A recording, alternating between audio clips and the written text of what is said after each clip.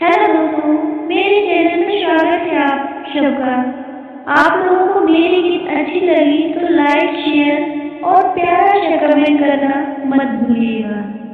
मैं आप लोगों के सामने एक बहुत ही सुंदर बेटी विवाह गीत प्रस्तुत करने जा रही हूँ। दुआरा बैठा रोवे बेटी के पापा, मोमी रोवे अगला बीच, मोमी रोवे अगला बीच, दुनिया पोखड़ी रोवे भैया, वीरना भैया, आजू वही भाई रूपाराय, आजू वही भाई रूपाराय। जाऊं मोरे भैया, भैया सब जाओ, पापा के दादा सब जाए, पापा के दादा सब जाए।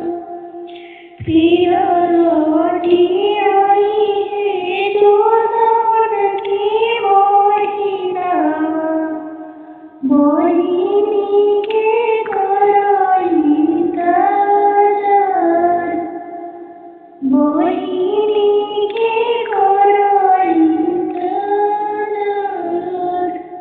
लिहाले जाना दोनों एक ही कोठिया, कोई सन विधाता लिखल भाग्य, कोई सन विधाता लिखल भाग्य। पापा जी दिहले तोहके घरवा दुआरा, हमरा के दिहले गाड़ी कार, हमरा के दिहले गाड़ी कार। धन्य मोरी पापा हो, धन्य मोरी मम्मी, कोई दिहलो दुई तू भेद, कोई दिहलो दुई तू भेद। जाई रे भैया दिहली जलवा, पूरे दिन लिखला पाराय, पूरे दिन लिखला पाराय।